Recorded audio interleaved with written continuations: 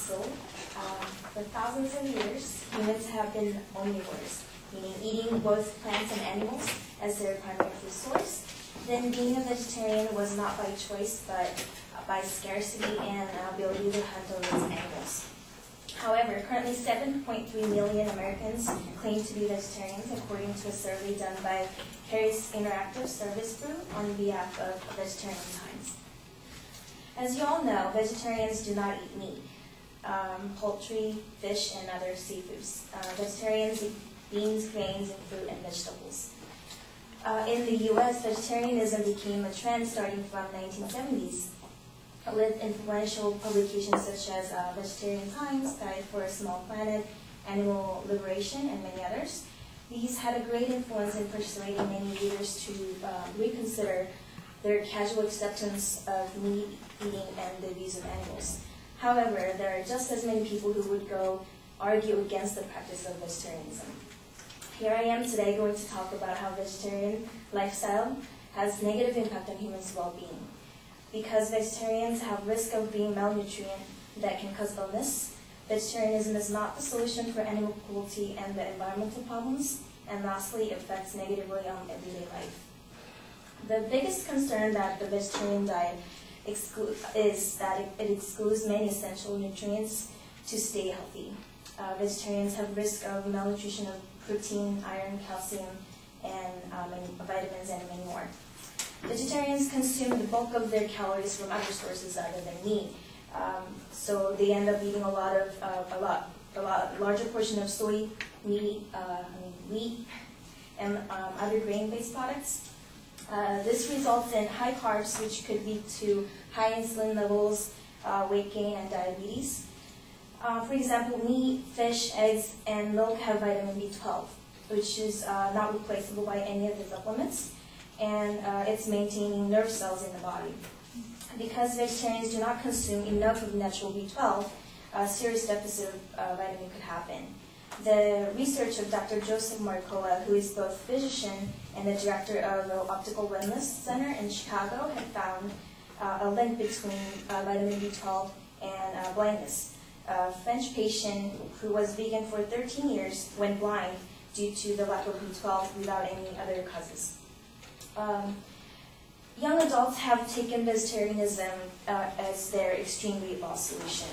The study led by nutritionist Ramona Robinson O'Brien found that while adolescent and young adult vegetarians were more likely to be overweight and being binge eat than eat eaters. 25% of current vegetarians and 20% of former vegetarians in the group of age group of 15 to 18 said they had engaged in extreme weight control measures such as taking diet pills or laxatives. So they're basically taking the vegetarianism to lose weight.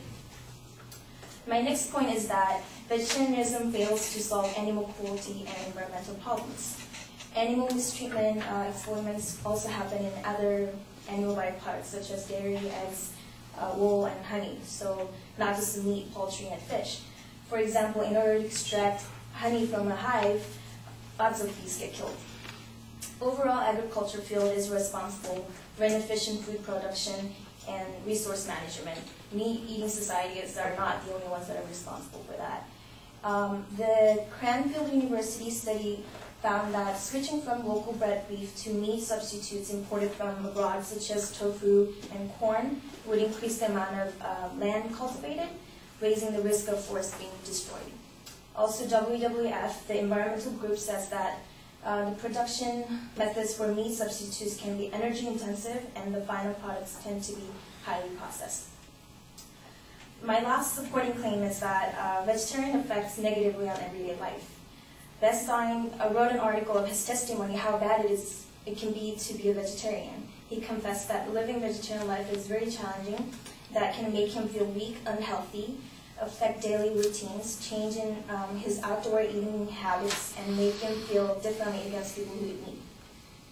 As I mentioned before, vitamin B12 deficiency can manifest neurological problems, including mood swings and depressions, which will affect daily life and relationships with other people. This was said by Bridget Benelum from British Nutrition Foundation. Lastly, vegetarian lifestyle can be expensive.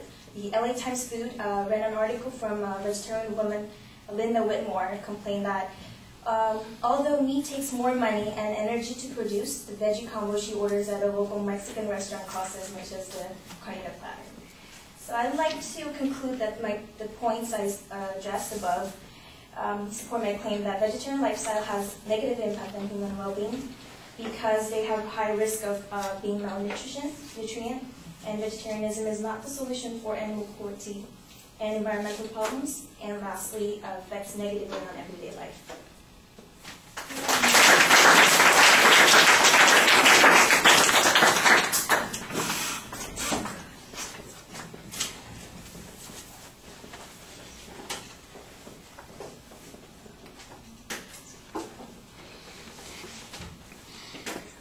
All right, organizationally, everything is fine. The citation of evidence at first is a little abstract. It gets more specific as you go along. I did like the quotes from the authorities. I did think that the one case about vitamin B12 is a good example, but making an inference off of the singular example is a little problematic. Later on, you've got a similar case of a vegetarian who is complaining about their lifestyle. Sometimes I have to work hard at this, or I get pissy with my non-vegetarian friends or something along those lines. And again, I think it is maybe a big inferential leap to be making that is generalizable to other vegetarians, although there's probably data that backs up some of that, and I think that you need to find that information.